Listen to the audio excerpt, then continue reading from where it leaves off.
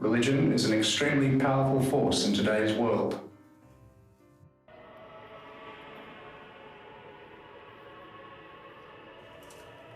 For most people, a belief in God or some higher power is no idle theoretical thing. Millions are prepared to die in his name. Millions are prepared to kill in his name. But who is this being that so much is done for? What is his nature?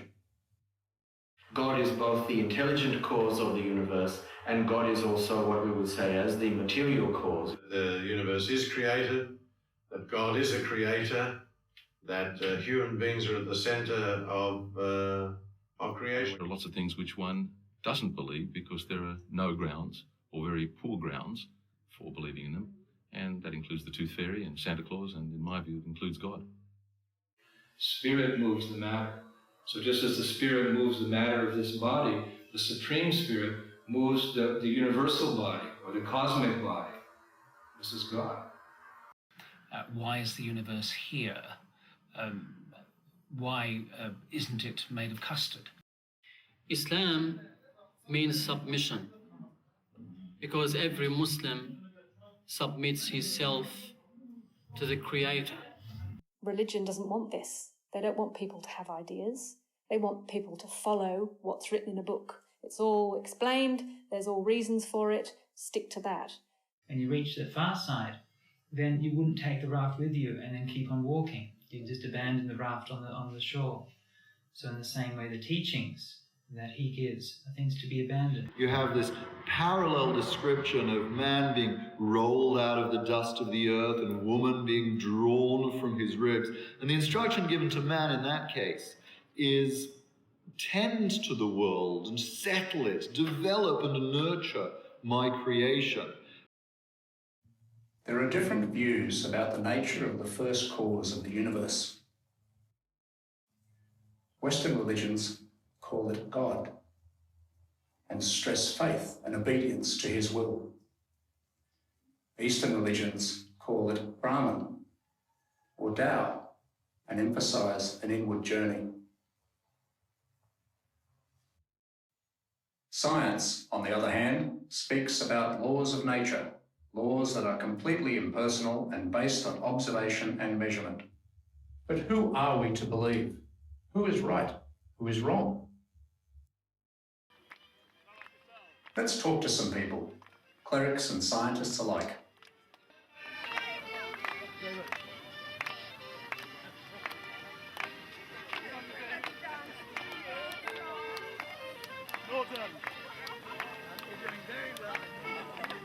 In the first telling in Genesis 1, Adam is told, "Go forth, be fruitful, multiply, conquer the world and subdue it." We have a responsibility to provide a spiritual conquest of the world, to bring an understanding of God to everyone and to every place.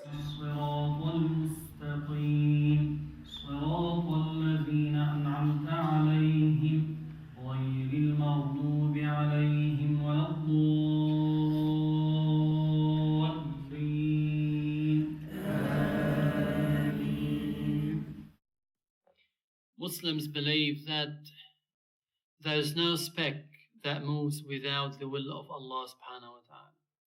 Everything is predestined and it's happening by the will of Allah. No one can move, no one can do anything without the will of Allah.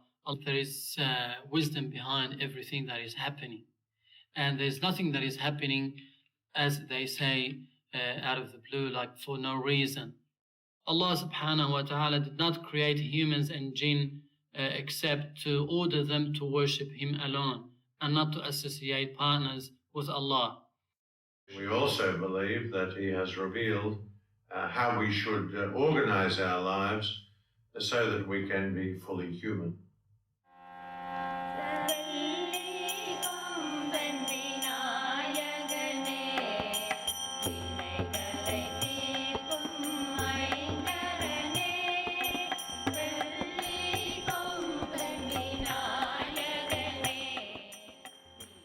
In the Hindu tradition, people have different conceptions of God. Some people believe that God is a personal being residing in some world, and their primary response to God is one of devotion.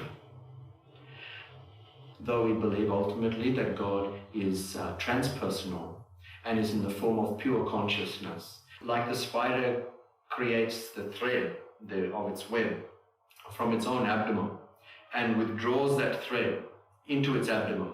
What really exists is God itself. And God itself is appearing in the form of this energy stuff, which then, from our empirical perspective, we are calling as the universe. So in Hinduism, ultimately we believe in one God. In fact, from my tradition, we believe that God is without a second. But nonetheless, we can expand this to suit people's emotional needs, and we can have various manifestations of that God, both male and female.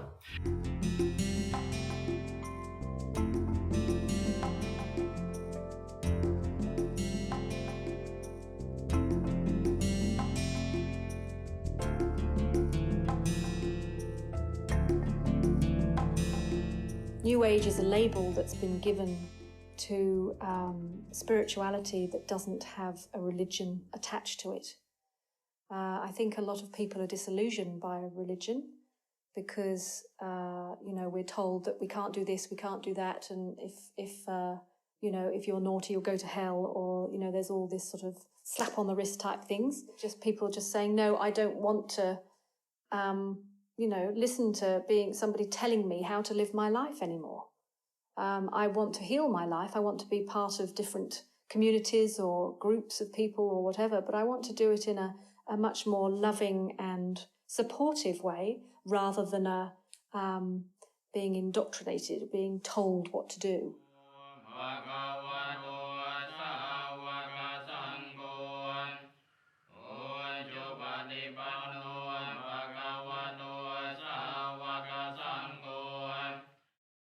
Buddhism doesn't rely on the idea that the order in the world must be decreed, as it were, by some divine being. Rather, the order of the world arises from the patterns and the energies, and it's in those laws of causality that we see the orderliness and the structure of the world. There are, I think, at the moment, at least a dozen science books on religion and on the why questions. And I don't think any of them come to the conclusion that this is an illegitimate place to look, that asking why questions for human society is fine, for why does the body work as it does, but it cannot answer why we're here or why the universe exists unless something turns up very surprisingly. It might turn up in the mathematics, but would any of us be the wiser? We see order within the universe. From the tiniest portion of the universe, which we call the atom, of course we can go deeper into the atom than just calling it the atom, there's the quarks, etc. Up to the entire universe itself, we see order. Things aren't happening just by random, by chance. It can all be predicted, so this is a sign that there's some intelligent design going behind the whole thing. There's order. Order means that there's some intelligence. The question of whether there's an inherent order in the universe is a very interesting one. There's certainly a lot of debate about the nature of the order and the origins of the order, and whether the order needs to be explained by some intelligence. That's a classical question. It's actually the question of design. The answer as to whether there's any order is more or less obviously yes. That's what science tells us. After all, we've discovered a great many laws of nature, and we discover order everywhere. So I don't think the question of whether there's any order is in doubt. The question of the origins of that order is the controversial question. More important than how it is working is why it is working. Why we're here in this material world. So we come and we try to live in this world with all its phantasmagoria, all its opportunities for so-called enjoyment, We're wandering through this material creation. Eventually we come to the conclusion that we can't be happy in this world, and we begin to search for something transcendental. We come to that point where we look for an alternative beyond technology, beyond science, beyond medicine, beyond all the gadgets that they have in this world. These things that we think will make us happy, but ultimately don't make. We begin to look for an alternative. There's different emphasis is why we give up our search for happiness in this world and look for a positive alternative. So that is the purpose. That's the why of this creation.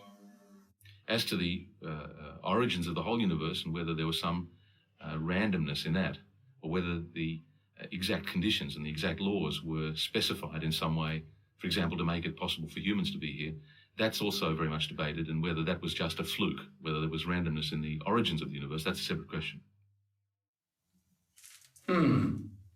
Despite the differences, there does seem to be a common thread here.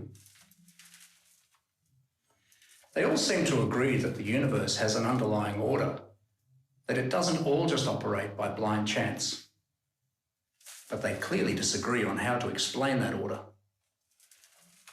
Most religions, for example, explain the order of the universe in terms of some grand orchestrator up there. If that's the case, what kind of person is this orchestrator? What is his or her nature? Or is the first cause an it rather than a he or a she?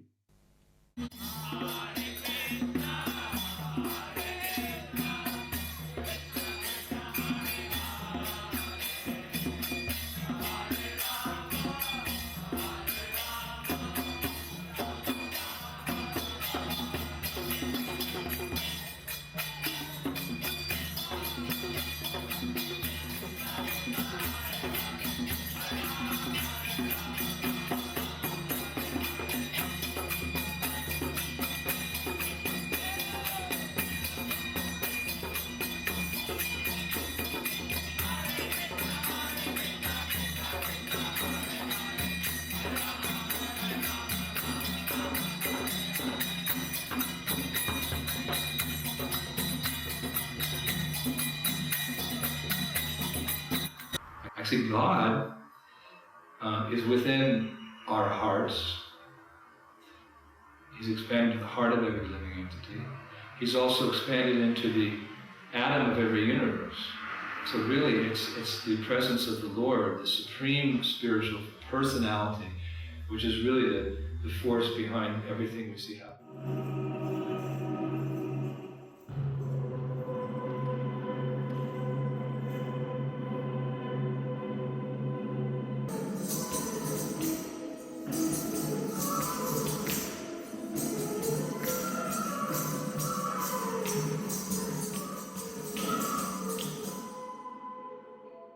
Shiva's dance is looked at as the movement of the universe.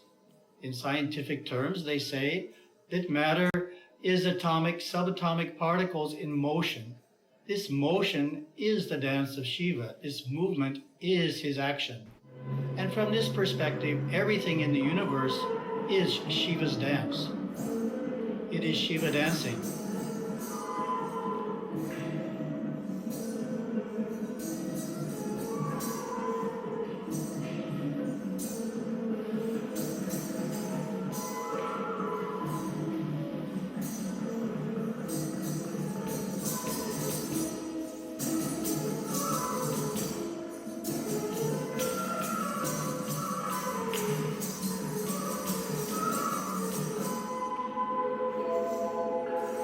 The goal of religion is to flow with this dance, to accept life as it comes, and to move as a dance partner with Shiva, to flow in harmony, in the oneness.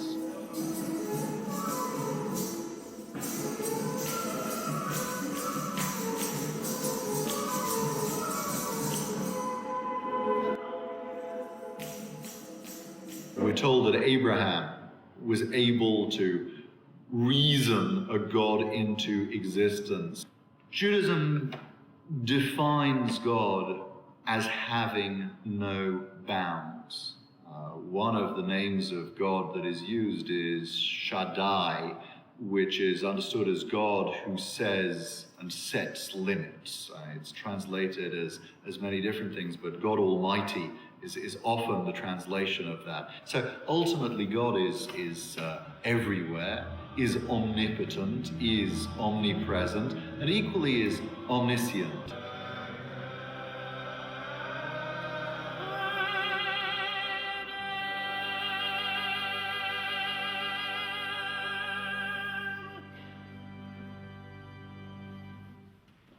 Allahu Akbar, Allahu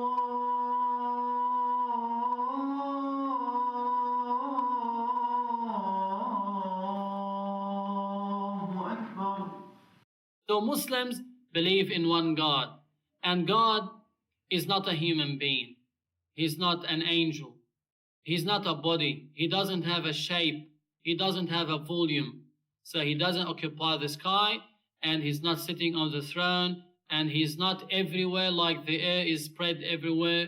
He's not like his creations. God subhanahu wa ta'ala, Allah subhanahu wa ta'ala has full power over all his creations. And by this power, Allah subhanahu wa ta'ala manages the whole world.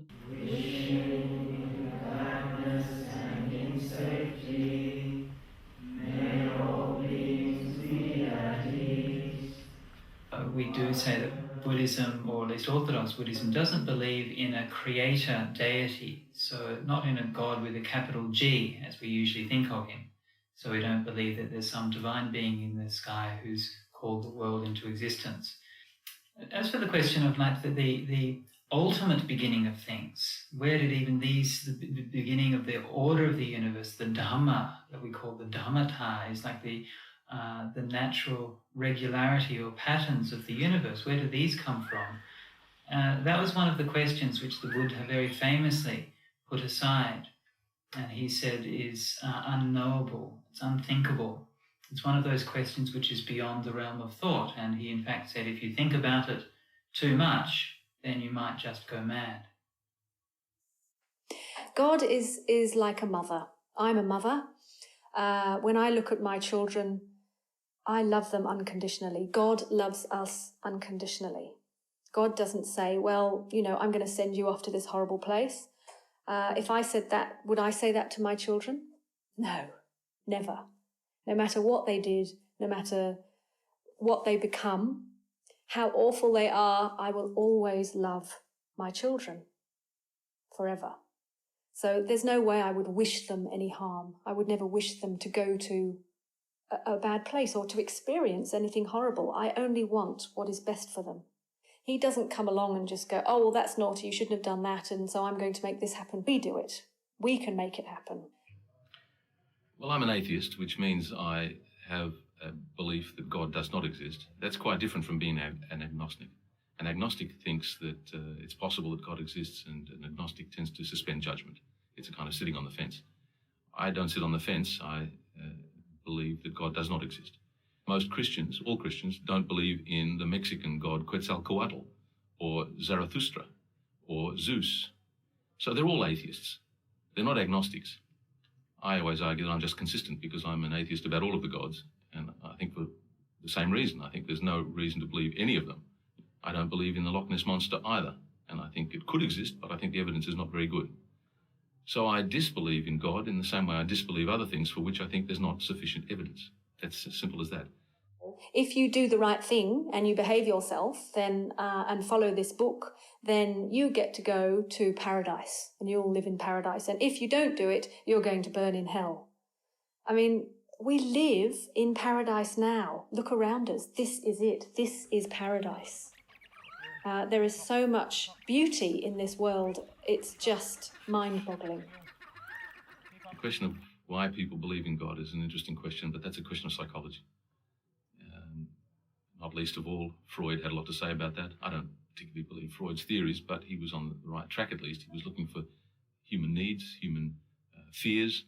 He said that the belief in God is a kind of infantile regression to our childhood when we feared our father and we loved him also, and so the monotheistic God is a kind of reflection of those childhood feelings.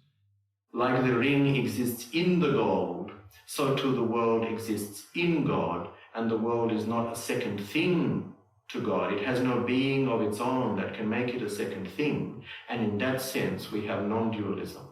God alone has real being, and the world has apparent being. It's God's appearing in the form of what we call a universe. You know, that statement about God at the end of Brief History of Time was put in at the publisher's behest, not at Stephen's. Right. And it might... So, you see, science is so surprising that it might tell you about the limits of God. But just to give you an example, if you were to say that God invented the universe and did so for the reasons that are expressed in the Bible, and therefore wanted something to happen in the Garden of Eden, then you say, well, why does he need all of this solar system and all of this galaxy and all of those galaxies and this gigantic universe? It seems to be, you know, over-provision gone mad. And physics can then say, well, it requires a gigantic universe to be able to create the elements. And then you say, well, God could have decided not to bother to do it that way, but just to have them do it in 24 hours. I mean, God theoretically could decide any physics he wanted. So but I really do feel that whatever science comes up with, many people will simply say, we have faith in our religion, and that's the end of it. People are often encouraged to believe. I mean, the story of doubting Thomas. Thomas in the Bible is criticized for wanting to touch Christ before he would believe in him. And that's regarded as a criticism. Well, it seems to me that that's quite the wrong lesson to learn. Thomas was the rational person who wanted some evidence. And it seems to me that's the sort of thing you would need precisely in things that are highly unlikely or doubtful. When extraordinary claims are made, as they say, you need extraordinary evidence. That you are actually a very powerful, influential human. And of course, religion doesn't want you to believe that, because if we all believe that, then, you know, everyone would be going insane, that the whole world would be upside down. We wouldn't be able to control people. And I think that religion really controls people and keeps them in their little boxes, and too afraid to actually do anything or to move. And that's a very good way to keep everybody. If the order of the universe is governed by some God or first cause, then where does that lead me? Am I free to choose as I like? Do I have free will? And what if I exercise that choice? What will happen to me if I obey that first cause or God? What will happen to me if I don't?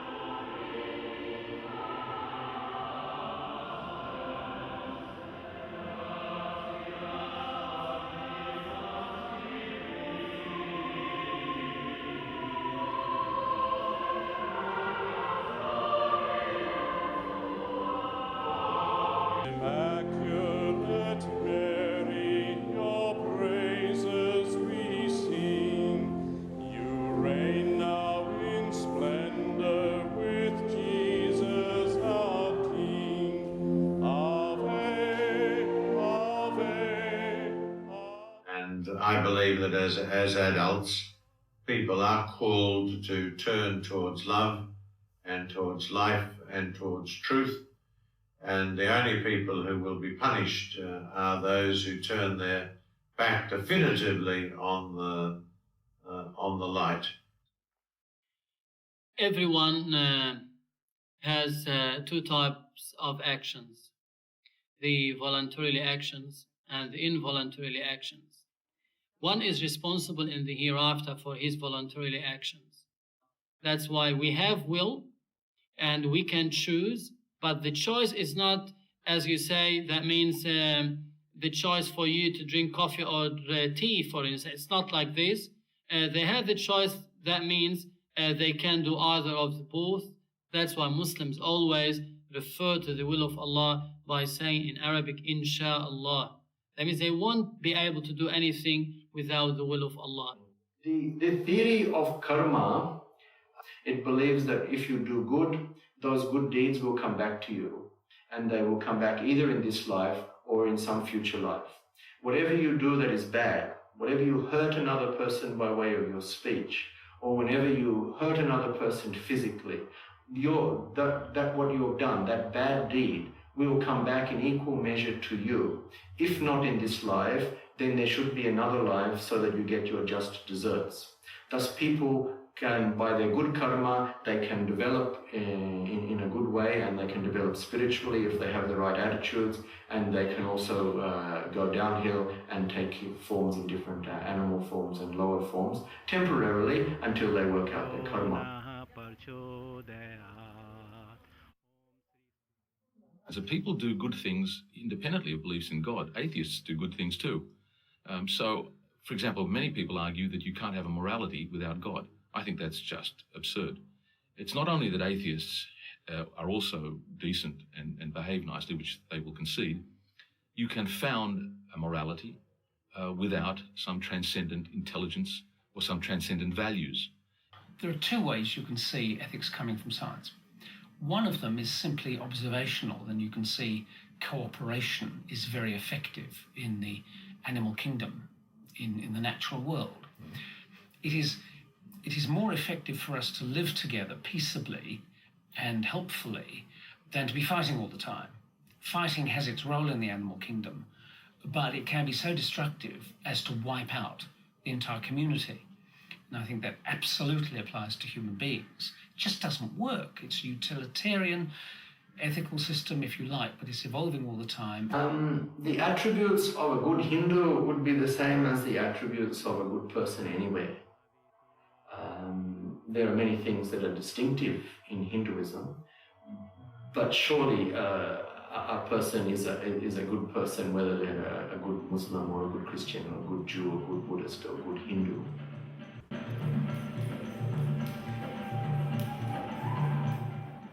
A good Jew is somebody who follows the 613 laws that are found enumerated within the written law, and then the multitude of different explanations and laws that come off them in the oral tradition, which we also believe was revealed at Sinai. Within the monotheistic world, that the righteous of all nations will equally have the opportunity to bask in ultimate paradise. The ultimate betrayals of Jewish living will be met at the end of time with no world to come and no hereafter. A Christian is someone who repents and believes. We call that conversion. Somebody who believes, as I said, in Christ, tries to live a good life, repents of his sins. A good Catholic is someone who believes that Jesus Christ is the Son of God and that the Christian truths are encapsulated best within the Catholic tradition. So here we said this is the struggle between good and evil in this life. It's either you be among the followers of the prophets or among the followers of Satan. And God showed us the two paths and the two ways. Those who follow the prophets will end up in paradise, enjoying everlasting life, and those who follow Satan will be tortured in hellfire.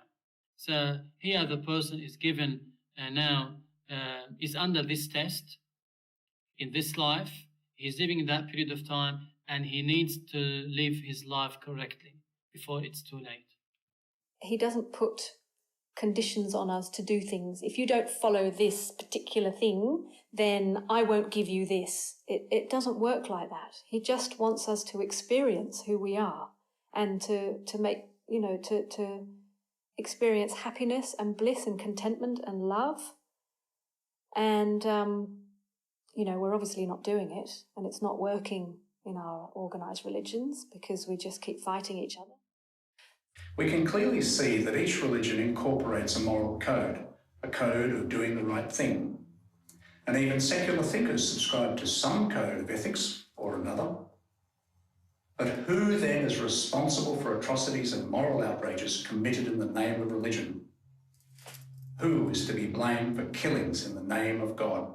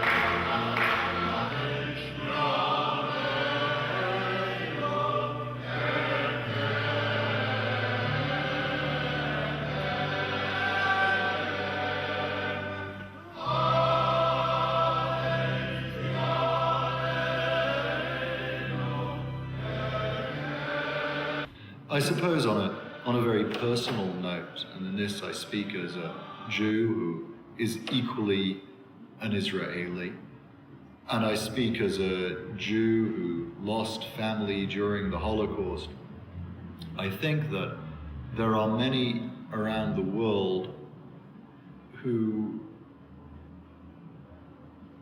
deny others the right to live and the right to life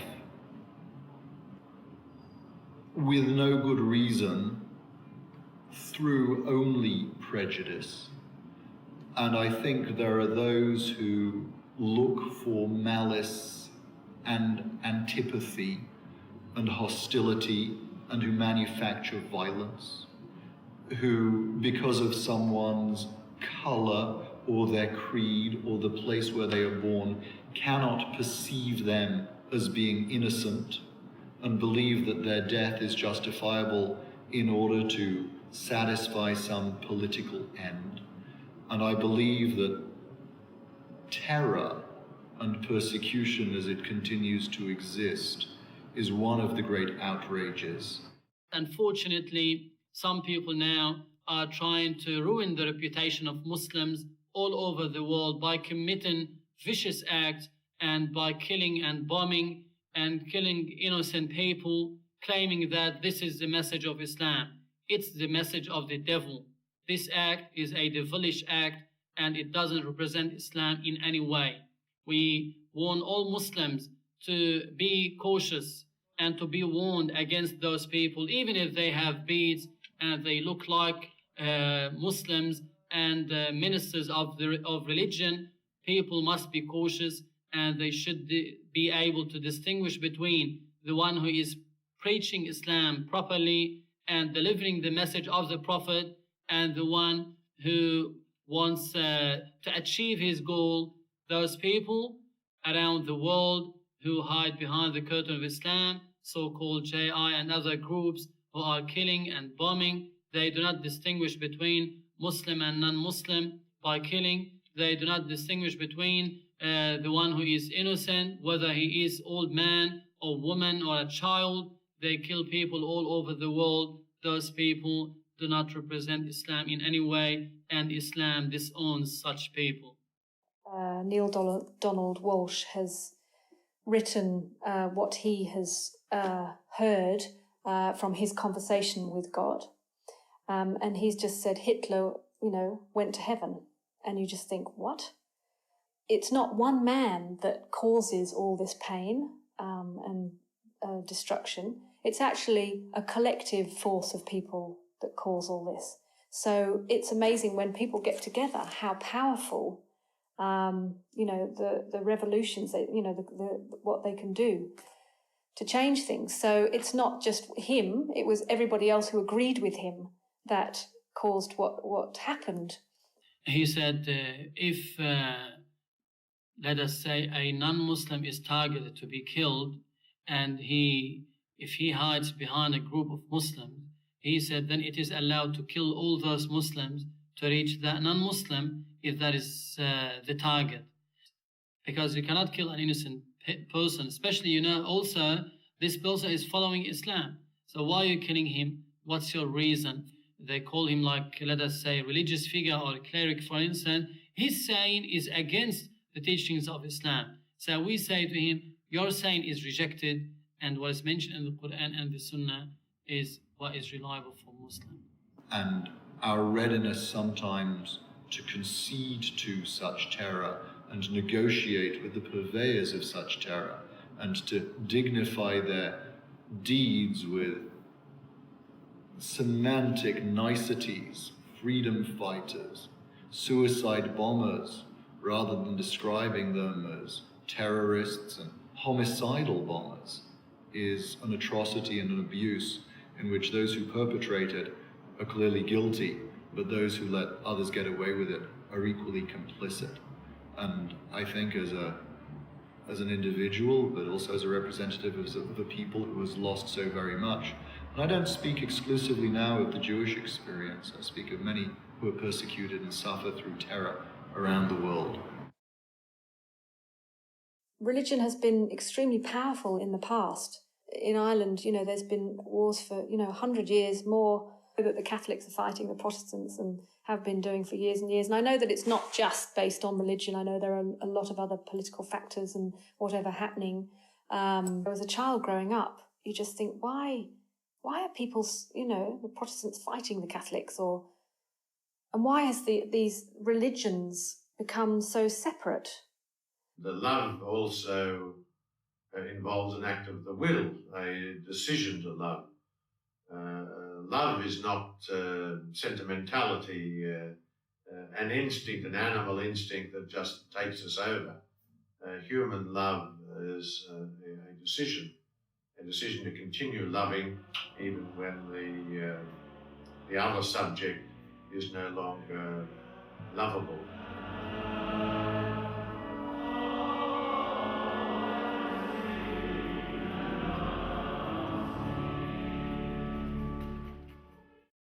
I think it's important that we appreciate the value of life and the responsibility to celebrate it, its spirituality, our charge, our trust, a sacred duty to care for and tend for the world.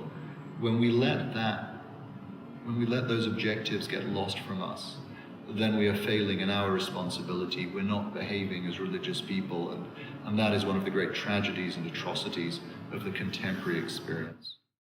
The bottom line, the underlying thing that everybody wants in their lives, however cliched you might like to think of it, is that we all want love. Religion doesn't give us that. He just wants us to live at peace and harmony with each other, but there's no condition. He's standing by, or he is around us, the Spirit is around us, but what does he feel pain? I wonder if he feels saddened by the fact that we don't live to our full potential.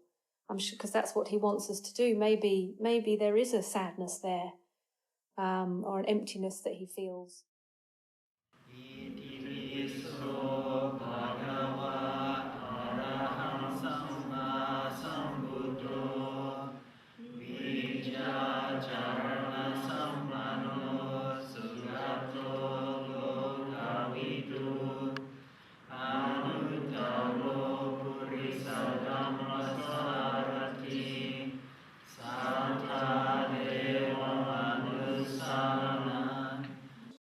The Dalai Lama, he's totally the most humble, most beautiful man that you would ever imagine. I mean, it's always, the love that comes from him is just extraordinary. Whenever he's interviewed or, he just spreads love. How can any religion how can you sit there and possibly say the Dalai Lama is a product of Satan. How can anybody believe that? In your heart of hearts, how can you believe that a man like the Dalai Lama is related or being influenced by Satan? I mean, come on. That's an extremely interesting question, the question of how do we actually verify the truths of a religion. And this, of course, is the great quest of epistemology, that science or that philosophy which looks in how we know things, what do we know. Well, take the case, which is a very sensitive subject for many people. Why believe in this particular holy book that you have, these particular scriptures? This is your favourite old book, but I've got another old book, and why don't you believe in my old book? And it says all sorts of amazing things. I can read you all sorts of extraordinary miracles. Zarathustra came out of the ocean, the serpent god, and did fantastic things. Why don't you believe my fantastic stories? Well, of course they don't believe them for a minute. But they don't give any reasons to believe their own book that are any better than the reasons I give. I mean, I'm teasing, of course, but they get the point straight away. But it doesn't change their view. So if you ask people, why do you believe in God? They say, well, the Bible says so. And I say, so why do you believe the Bible? Because God wrote it. Well, wait a minute. That's just arguing circularly. The scriptures are not scientific books. We don't go looking to them for scientific explanations. But we do go to them for basic religious truth. But a decision for or against God is almost an act of faith, or is an act of faith, or an act of explicit non-faith. The people have to decide, they have to go beyond the evidence. I think any kind of irrational belief is harmful. I think believing anything without good reason is not confined generally to one particular sphere, but people tend to generalize. If you don't understand the need for good grounds and for rational beliefs in one area, you will probably believe things for bad reasons in other areas, in politics, for example. The significant feature of the 17th century scientific revolution and Galileo's importance was he said that you should stop looking more and more closely into some text. You should look at the world. That's the point of the famous demonstration of dropping the balls off the Tower of Pisa. Aristotle said that they would fall at different speeds. The heavy one would fall faster. And it doesn't matter what Aristotle said. You can go out and have a look. Well, now that's convenient. It may or may not have happened, but it's a very useful way of summarizing the difference between religions and science. Most religions have a set theories of ideas and dogmas. Science sets itself up to demolish every day various parts of its chosen formulae and discoveries and precepts, and therefore it is not constant. There's no way to know whether we'll ever reach an end to understanding. It's presumably the universe is sufficiently complicated and our human minds are sufficiently limited that we won't be able to understand everything. In fact, that's what makes some problems interesting. They're at the forefront of our capacities to understand. We have certain limitations, just like dogs can't play chess. There's some things that beyond the intellectual capacity of other animals, and presumably there are things that are beyond human capacity to understand. That's probably the case, but of course, given that, we won't know what those things are. We'll just find some things we can't understand.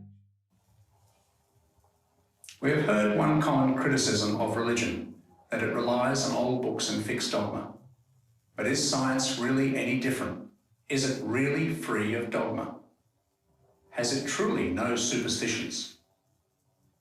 If science is not just another religion, then what makes it stand apart?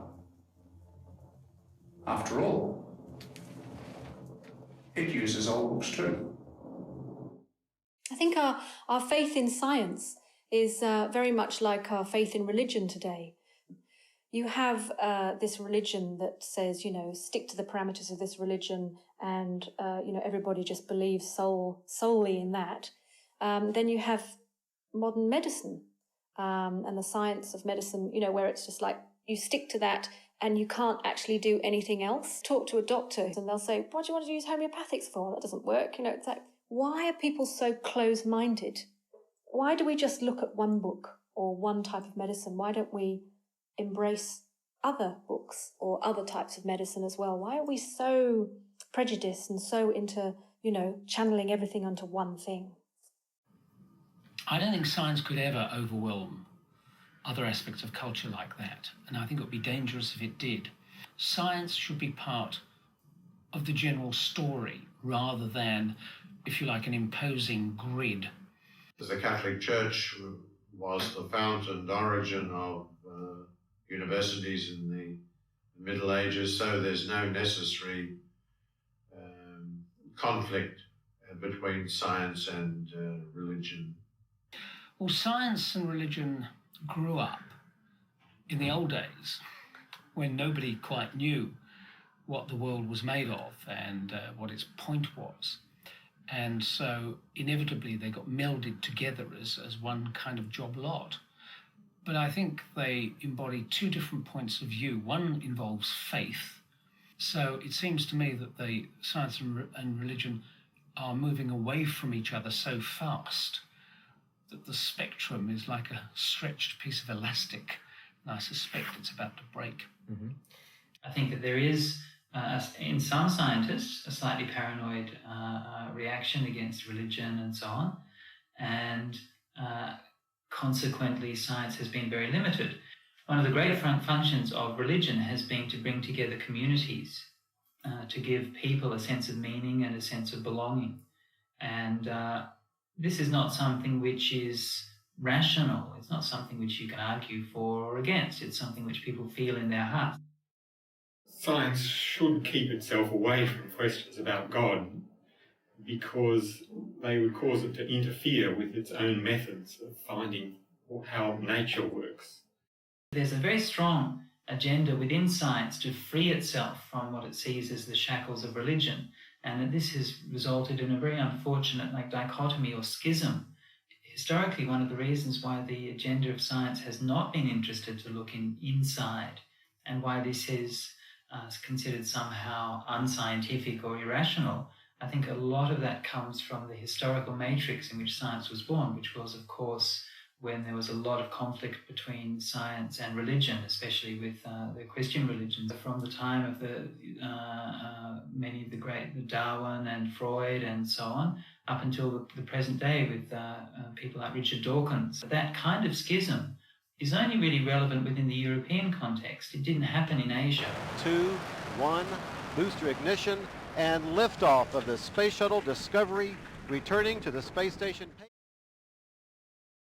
So, of course, the great genius of the European development of the European world was to develop the technology and the kind of the practical applications of science. But I think it's time that we need to start looking back to the East and seeing for that fusion where we don't have to buy into this schism between science and religion, which is frankly just neurotic and unnecessary.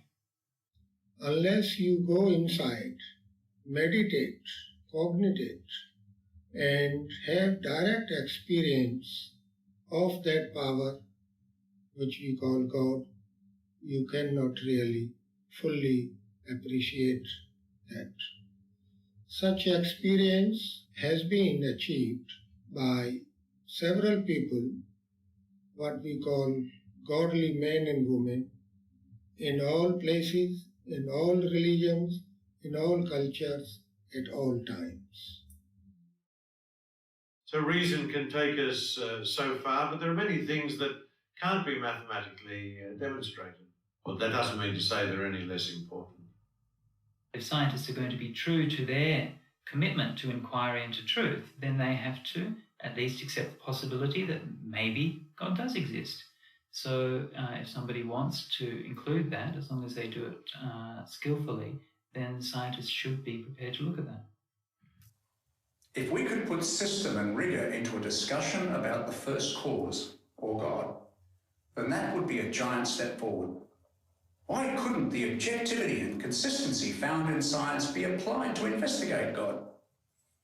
Why doesn't someone develop a systematic theory of God, causation and free will? That is a challenge that science should embark on.